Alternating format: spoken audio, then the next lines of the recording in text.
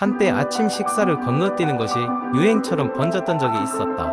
빠른 생활 리듬과 체중 감량을 원하는 사람들 사이에서 몇 분의 시간을 아끼기 위해 아침을 포기하는 선택을 하는 경우가 적지 않았던 것이다. 나는 그런 사람들 중 한 명이었다. 아침을 걸으면 하루를 조금 더 여유롭게 시작할 수 있을 거라 생각했다. 하지만 시간이 지나면서 나는 아침을 챙겨 먹는 것이 얼마나 중요한지를 깨닫게 되었다. 처음에는 별다른 이상함을 느끼지 못했다. 가볍게 커피 한 잔과 간단한 과자로 아침을 대신하며 출근을 하곤 했다. 하지만 점점 오전이 지나면서 불현듯 몰려오는 에너지 부족과 집중력 저하를 경험하게 되었다. 한나절이 지나고 점심시간이 되면 무언가 허전하고 아무리 많은 점심을 먹더라도 남은 오후까지는 힘이 남아있지 않은 느낌이었다. 사실 아침 식사를 챙겨 먹는 것은 단순히 위장을 채우는 일이 아니다. 아침은 밤새 공복 상태에 있던 우리 몸의 첫 에너지를 공급함으로써 신진대사를 활성화한다. 영양 부족이 계속되면 우리 몸은 보상으로 체지방을 저축하려고 하며 이는 오히려 체중 감량에 악영향을 미친다. 이를 깨달은 나는 아침 식사를 통해 제대로 된 에너지를 공급하기 시작했다. 하루는 내 친구 지현이와의 대화가 나에게 굉장한 통찰을 주었다. 지현이는 아침마다 꼬박꼬박 햄 에그 샌드위치를 챙겨 먹으며 꽤나 규칙적인 생활을 유지하고 있었다. 나는 그녀에게 어떻게 꾸준히 아침을 챙겨 먹을 수 있는지 물었다. 지현이는 미소를 지으며 말하길, 나는 아침 식사로 하루를 여는 느낌이 좋고 무엇보다 그 시간이 나를 위한 아주 소중한 순간이야. 그리 단순하게 생각하지 않아도 좋아. 간단히라도 챙겨 먹어봐. 라는 것이었다. 그 말을 듣고 나서는 정말로 아주 조금이라도 좋은 시작을 위해 나를 위한 아침 시간을 만들기로 마음먹었다. 내가 가장 노력한 부분은 아침 식사를 준비하는 번거로움을 없애기 위해 전날 밤에 간단한 준비 과정을 마치는 것이었다. 요거트와 견과류, 과일을 섞어 놓거나 견과류바 같은 간편한 식사를 준비해 두는 것이다. 차츰 생활의 변화를 느낄 수 있었다. 매일 아침 제대로 된 식사를 하고 나니 온몸에 에너지가 돌면서 업무 중에 집중력이 향상되었다. 그뿐만 아니라 점심시간까지 허기지지 않아서 전보다 식욕이 조절되었다. 또 여러 연구에 따르면 아침을 꾸준히 먹는 사람들은 그렇지 않은 사람들에 비해 심혈관 질환이나 당뇨병과 같은 질병의 위험이 훨씬 낮다는 사실도 알게 되었다. 결국 아침 식사는 단순한 식사가 아니었다. 그것은 내가 하루를 잘 시작할 수 있게 도와주는 중요한 시작점이며 나의 건강뿐만 아니라 정신적인 평화와 안정까지도 유지시켜준다. 지금은 아침을 먹지 않는 생활이 더 이상 나와 맞지 않는다는 것을 알게 되었고, 지현이 말한 대로 아침 시간을 나만의 소중한 시간으로 만들어가고 있다. 아침을 꼭 챙겨 먹으라는 것은 사소하게 들릴 수 있다. 하지만 그 작은 변화가 가져오는 긍정적인 결과는 생각보다 크다. 나처럼 아침을 건너뛰었던 사람들에게 전하고 싶다. 내일 아침부터라도 자신을 위해 조금 일찍 일어나 아침 식사를 즐겨보라고. 지금 그 선택이 당신의 하루를 바꿀 수 있다. 두 번째 이야기 때는 바야흐로 현대 사회의 속도감 넘치는 일상 속 우리는 어쩔 수 없이 바쁜 한 주를 보내고 있었다. 이러한 현대인의 특징 중 하나라면 아마도 만성적인 수면 부족일 것이다. 어느 날 저녁, 지영은 평소와 다름없는 피로감을 안고 드디어 집에 돌아왔다. 하지만 오늘은 평소와 조금 다른 계획이 있었다. 최근 더욱 피곤해진 지영은 수면의 질을 올리기 위한 실천 가능한 방법들을 모색하기로 마음먹었다. 우선 그녀는 스스로에게 필요한 첫 번째 팁으로 꾸준한 수면 시간을 잡기로 결심했다. 매일 다른 시간에 잠에 들고 일어나는 생활 패턴은 그녀의 신체 리듬을 망가뜨리고 있었다. 그녀는 매일 밤 11시에 잠이 들고 아침 7시에 일어나기로 했다. 이 같은 규칙성을 통해 다음날의 컨디션이 주는 안정감을 기대했다. 두 번째 팁으로 지영은 침실 환경 개선에 집중했다. 그녀는 온라인에서 안락한 침실이 수면의 질에 미치는 영향을 읽었다. 그래서 그날 그녀는 모든 소음을 차단할 수 있는 두꺼운 커튼을 설치하고 침대를 제대로 정리하며 매트리스를 새로 바꾸는 등 침실을 최대한 편안한 공간으로 변신시켰다. 또한 잠자리에 들기 전 차분한 분위기를 조성하기 위해 은은한 향초를 켜놓는 습관도 들이기로 했다. 세 번째로 지영은 잠들기 1시간 전 모든 전자기기의 사용을 멈추기로 했다. 그녀는 그동안 잠들기 전까지 스마트폰을 손에서 떼지 않았고 이것이 양질의 수면을 방해한다는 사실은 더 이상 부인하기 어려웠다. 침대에 눕기 전 스마트폰과 노트북을 모두 끄고 그 시간 동안 독서를 하거나 깊은 호흡, 명상 등으로 하루의 긴장을 풀었다. 네 번째 팁은 적절한 운동이었다. 지영은 아침 일찍 산책을 하기로 했다. 운동은 피곤함을 유발하지만 적당한 강도의 운동은 오히려 수면의 질을 높인다는 이야기를 들었기 때문이다. 신선한 아침 공기를 마시며 빠르게 걷거나 집 근처 공원에서 가벼운 조깅을 시작하는 것이 그녀의 새로운 루틴이 되었다. 마지막으로 지영은 지속적으로 카페인 섭취를 줄이기로 했다. 그녀는 업무 중간마다 마시던 커피를 점심 이후에는 삼가는 쪽으로 생활 습관을 고쳤다. 카페인이 체내에 얼마나 오래 머무를 수 있는지에 대한 정보를 알고 난 이후부터는 더 이상 커피를 무심코 마시는 일이 없었다.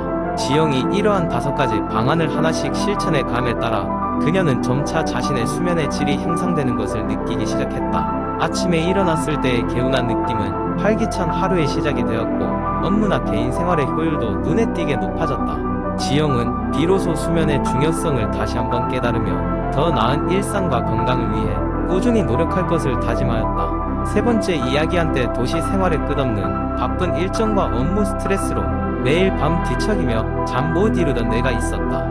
어떤 날은 그 어떤 할 일도 손에 잡히지 않을 만큼 번아웃이 심했으며 늘 피로감을 느끼곤 했다. 어느 날 나는 친구와 대화를 나누다가 명상에 대한 이야기를 들었다. 그녀는 최근 한 명상 수련회를 다녀왔는데 그 경험이 매우 긍정적이었다고 했다. 그녀의 얼굴에는 평온함이 가득했고 그 미소를 잊을 수가 없었다. 나는 그날 바로 명상에 대해 인터넷을 열심히 찾아보았다. 다양한 명상 기법이 있었지만 마음챙김 명상이라는 것이 눈에 들어왔다. 이것은 현재의 순간에 집중하고 있는 그대로의 나를 받아들이는 연습이라고 했다. 나는 이것이 내게 도움이 될 수 있을 것이라 생각했다. 구체적인 계획을 세우기 시작했다. 마침 오래전 먼 친척이 자그마 한민박집을 운영하는 설산마을이 생각났다. 복잡한 도시를 떠나 자연 속에서 완전히 나를 비우고 싶었기에 그곳으로 향하기로 마음먹었다. 가까운 시일 내에 휴가를 신청하고 설산으로 향하는 기차를 탔다. 기차에서 창밖으로 펼쳐지는 풍경은 하루하루의 피곤함을 조금씩 녹여주었다. 도시를 벗어날수록 자연은 점점 더 거대한 모습으로 다가왔고 내 안에 무거운 짐들이 내려놓아지는 느낌이었다.